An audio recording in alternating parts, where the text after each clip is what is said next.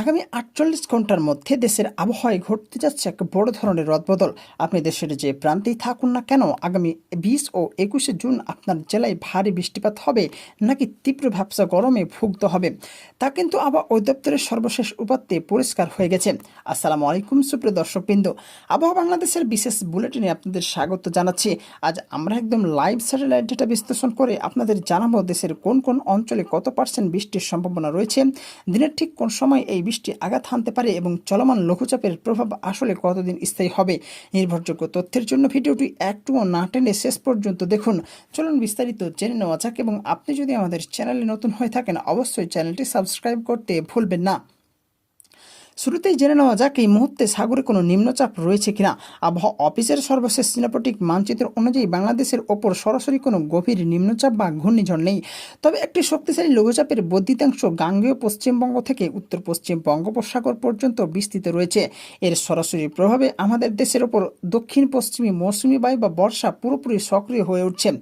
আবহাওয়াবিদদের মতে এই লঘুচাপের প্রভাব আগামী 4 থেকে 5 দিন পর্যন্ত আমাদের ভূখণ্ডে সক্রিয় থাকবে, যার ফলে সাগর থেকে প্রচুর পরিমাণে জলীয় বাষ্প দেশের আকাশে প্রবেশ করছে এবং বৃষ্টিপাতের অনুকূল পরিবেশ তৈরি করছে। এবার চলে আসছে আমাদের মূল তথ্যে। আগামী 20 ও 21শে জুন বাংলাদেশের কোন কোন জেলায় বৃষ্টির প্রবল সম্ভাবনা বা হাই অ্যালার্ট রয়েছে। আবহাওয়া অধিদপ্তরের লেটেস্ট রিপোর্ট অনুযায়ী দেশের 8টি বিভাগের মধ্যে 4টি বিভাগে বৃষ্টির তীব্রতা থাকবে সবচাইতে বেশি। হাই অ্যালার্ট অঞ্চল অর্থাৎ বৃষ্টিপাতের সম্ভাবনা 80 থেকে 90%। দেশের রংপুর, ময়মনসিংহ, সিলেট এবং চট্টগ্রাম বিভাগ, বিশেষ করে সিলেট, সুনামগঞ্জ, নেত্রকোনা, কুড়িগ্রাম, লালমনিরহাট, কক্সবাজার ও বান্দরবান জেলায় অধিকাংশ জায়গায় মাঝারি থেকে ভারী এবং কিছু কিছু এলাকায় অতি ভারী বর্ষণের প্রবল সম্ভাবনা রয়েছে। মাঝারি বৃষ্টিপ্রবণ অঞ্চল অর্থাৎ বৃষ্টিপাতের সম্ভাবনা 50 থেকে 60%। দেশের ঢাকা, বরিশাল, খুলনা ও রাজশাহী বিভাগ, এই অঞ্চলের জেলাগুলোতে আকাশ প্রধানত মেঘলা থাকবে এবং অস্থায়ী দমকা হাওয়া সহ হালকা থেকে মাঝারি ধরনের বৃষ্টি বা বজ্র বৃষ্টি হতে পারে।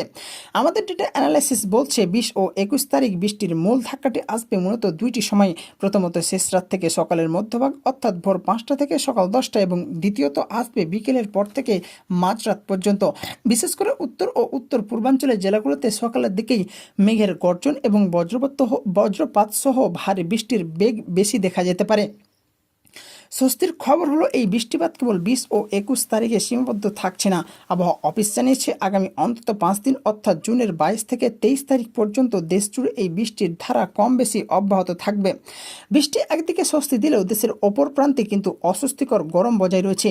বর্তমানে খুলনা বিভাগের ওপর দিয়ে এবং সেই সাথে রাজশাহী, পাবনা, নীলফামারী, চাঁপাইনবাবগঞ্জ ও মানিকগঞ্জ জেলার ওপর দিয়ে একটি মৃদু তাপপ্রবাহ বয়ে যাচ্ছে।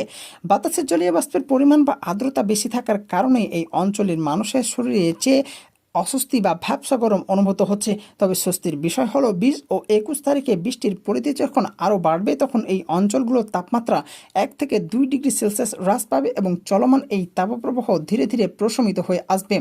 যেহেতু বৃষ্টির সময় বাতাসের গতিবেগ ঘন্টায় 45 থেকে 60 কিলোমিটার পর্যন্ত উঠে যেতে পারে, তাই দেশের অভ্যন্তরীণ নদীবন্দরগুলোকে 1 নম্বর সতর্ক সংকেত দেখিয়ে যেতে বলা হয়েছে। বিশেষ করে বজ্রপাতের সময় খোলা মাঠ বা গাছের নিচে না থাকা থেকে বিরত থাকতে বলছে বাংলাদেশ আবহাওয়া অধিদপ্তর। এই ছিল বাংলাদেশ আবহাওয়া অধিদপ্তরের দেওয়া সর্বশেষ তথ্যের উপর ভিত্তি করে আমাদের বিশেষ আবহাওয়ার বুলেটিন। আপনার জেলায় কোনটি এবং সেখানে এখন কেমন আবহাওয়া চলছে তা এখনও নিচে কমেন্ট করে আমাদের জানান।